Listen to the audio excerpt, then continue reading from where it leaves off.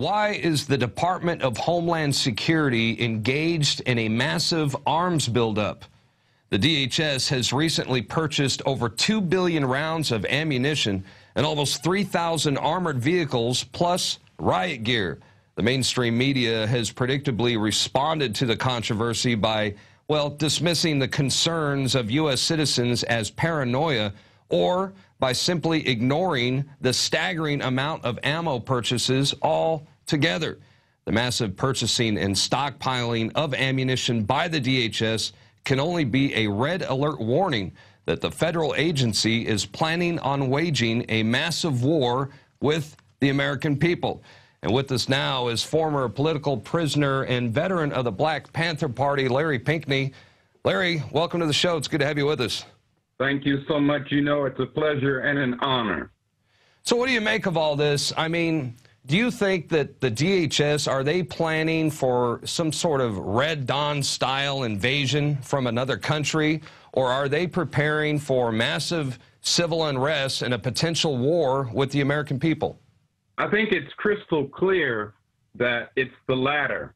I think it's crystal clear, frankly, Darren, that the reality is that the Department of Homeland Security, under the direction, of course, of drone man Barack Obama, is stockpiling ammunition and/or weapons to protect the U.S. government, not the people, not the U.S.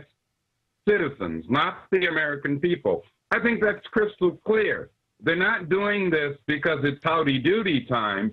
They're doing this because they do obviously feel that they need to prepare for a rebellion. And that rebellion is and will come from the people, black, white, brown, red, and yellow people of the United States of America. Well, to put it into perspective, during the height of the Iraq War, the U.S. Army was using less than 6 million rounds of ammunition a month. And, you know, so 2 billion rounds would be enough for the DHS to sustain a war for 20-plus years in America. And let's take a look at some of these purchases. 200 million rounds of .223 rifle ammunition, 176,000 rounds of .308 caliber hollow point rounds, 450 million rounds of .40 caliber hollow point bullets. They're buying, you know, all kinds of riot gear. They have bulletproof checkpoint booths that have stop-and-go lights, and almost 3,000 heavily armored personnel carriers. These are the same MRAPs that are used in Iraq and Afghanistan, this time for service on the streets of America. And for those of us who are questioning the DHS arms purchases, anybody who out there is questioning it, you know, they are calling us paranoid.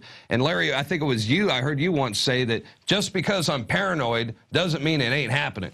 That's correct. And the reality is that, of course, as you said earlier in your introduction, the corporate stream media is playing its insidious role of dismissing these very real and necessary concerns, or I should say, or they are saying, oh, it's no big deal, or they're just omitting it altogether, which they do on a regular, frequent basis.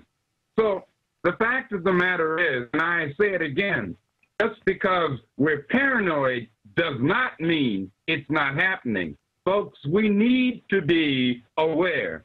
We need to be conscious. We need to understand that when organizations such as the U.S. government and in this case the DHS, Department of Homeland Security, when they stockpile ammunition and weapons, they are doing it with a purpose in mind. They are doing it with an objective in mind. This is not being done, as I said, for howdy-doody time. This is not being done to protect the United States, the people of the United States, from some kind of invasion. This, in fact, is in preparation of an invasion by the U.S. government against the people of the United States. Well, that's right. And let's be clear, the DHS does not fight wars overseas. They are a domestic agency with domestic responsibilities. And we're not the only so-called paranoid people out there asking questions. In fact, retired decorated Army Captain Terry Hestelow, he says the Obama administration's recent appropriation of weapons is a bold threat of war against the citizens of the United States of America. He says Americans need to prepare and defend themselves against the Obama administration's coup against the American people. So more and more people are looking at these weapons and ammunition purchases and demanding answers. And, you know, I couldn't help but think how here we have the Department of Homeland Security purchasing 2 billion rounds of ammunition. We're supposed to be crazy conspiracy theorists for asking questions. Yet if you and I, if we were to go out and let's say purchase, oh, I don't know, 2 or 3 dozen boxes of ammo for ourselves, we would suddenly become potential terrorists, or we'd become a terrorist threat. And just like the Black Panther Party back in the day, they didn't call you guys terrorists. They said you were revolutionaries. And I've got a quote from J. Edgar Hoover, and I'm sure you've probably heard this before. J. Edgar Hoover back in the day said, "The Negro youth must be made to understand that if they succumb to revolutionary teachings, they will be dead revolutionaries." And Larry Pinckney, unfortunately, you are all too familiar with how the federal government treats so-called revolutionaries, or anyone else for that matter, who they see as a possible threat. Yes, and the reality is I would take this officer's comment, this general, what was his name again? It was retired Lieutenant Hestelow. Hestelow. Yeah. Okay. And he's a retired Army captain from the U.S. Army. Okay, I would take retired Captain Hesselow's comment one step further. He's correct that it, in fact, is what DHS under Obama is doing is certainly a threat. But I would take it to say that it's one step further to say that, in fact, the actions of the Department of Homeland Security under Drone Man Barack Obama are, in fact, an active, keyword, active preparation for what this government is planning. This corporate-owned government is planning against the American people. It does not take a rocket scientist to understand that. Well, I totally agree with you, and I'm going to switch gears for a second because I wanted to talk about, I enjoy reading your contributions to the Intrepid Report and the Black Commentator, blackcommentator.com. And recently, last week was the 45th anniversary of the U.S. government-sponsored assassination of Martin Luther King Jr. Barack Obama, he's done nothing to bring about the true story of Dr. King's assassination. And just like the murder of JFK or Bobby Kennedy, the Martin Luther King assassination, it's been covered up by the power elite and the controlled mainstream media. But you wrote in your latest article that we need to embrace the everyday people's stories and reject the top-down narratives of history. I was wondering if you can get into that for us. Well, all I meant by that, because I like to read, I like to write in plain, simple, straightforward language, not all this intellectual masturbation, just straightforward. all I meant by that was that the narrative, that is to say the story that we get from the U.S. government, its institutions, including the corporate stream media, that is a narrative put forth to the people of this nation and world, for that matter, that is absolutely inaccurate, and it is weighted in favor of the corporate stream media. Can you hear me? Yeah, I can hear you. You're coming through pretty good. Okay. And I was just thinking, you're absolutely correct. There's no way we could rely on the official government account of history. The mainstream media is obviously a total fraud and controlled by the corporate elite. And the school system. I mean, the school system is not going to teach an accurate account of history as well. So I'm curious, how do you plan on preserving the historical account of the Black Panther Party, for example? How can we be sure that future generations have an accurate historical account of the Black Panthers? I intend to not only continue writing in various publications, but I make it a point to speak directly with black, white, brown, red, and yellow people of all backgrounds and both genders, to get them to understand that the narrative, not only as it relates to the Black Panther Party, but as it relates to the American Indian movement, the Student for Democratic Society, La Raza Unida, I can go on and on and on, but I'm talking about the movement of everyday people. I intend to continue to keep putting it out there and have direct contact with the people. Now, I know that upsets the government, the corporate-owned government. It upsets these jive-time, half-stepping, lying politicians, Democrat and Republican, but so be it.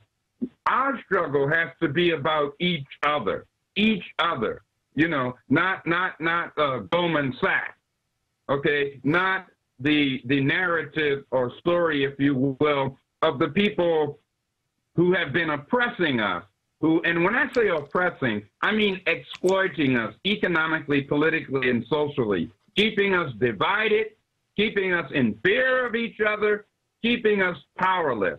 I intend to continue getting this information out until the day I die. And I say, I say now, as we said back in the day, all power to the people. That's right, and the struggle does continue, and they did everything they could to destroy the Black Panther Party.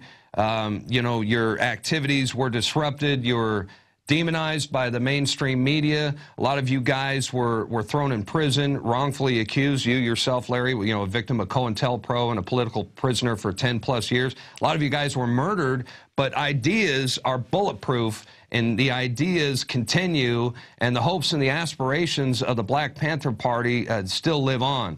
Larry Pinckney, closing comments. I just want to thank you, the crew, there at Infowars.com, Alex Jones Show. Darren, I just want to thank all of you for the great, necessary, important work that you're doing. It is imperative that we intensify in our struggle. It is imperative that we get over our little minor differences. We have more in common than we do not have. In other words, we have more to work together for than to work against each other for. Thank you again.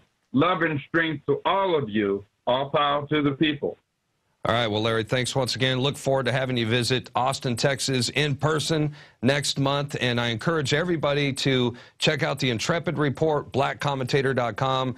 Larry Pinckney is a very talented writer, and you can tell right here he's a gifted speaker as well. And we look forward to having you back on sometime in the near future.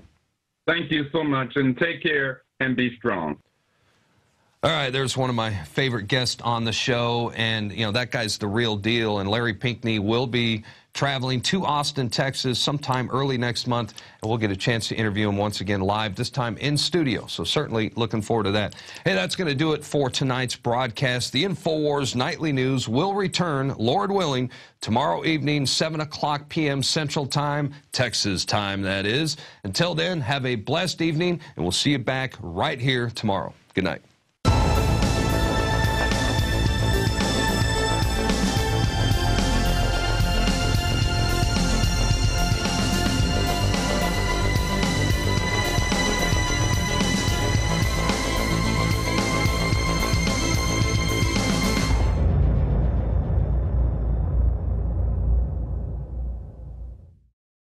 I'm Darren McBreen, and these are some of the new items that are available now at InfoWarsShop.com. Alert the public to Obama's blatant abuse of power with the new Obama t-shirt. Obama's Joker face on the front and come and take it on the back. It's time to publicly call him out for what he is, a tyrant. Defend the Second Amendment with our top seller Come and Take It t-shirts. And look at that, women's cut tank tops and t-shirts now available. Nice hat. Plus the Don't Tread on Me flag. And now you can become a micro distributor of the InfoWars magazine. Plus, get your own copy delivered right to your door each and every month. And if you're tired like I am of you and your family being exposed to polluted drinking water, get the Pro One high-performance water filter. It gets rid of all pathogenic bacteria, cyst, fluoride, heavy metals, and numerous other contaminants. So join the revolution at InfoWarsShop.com.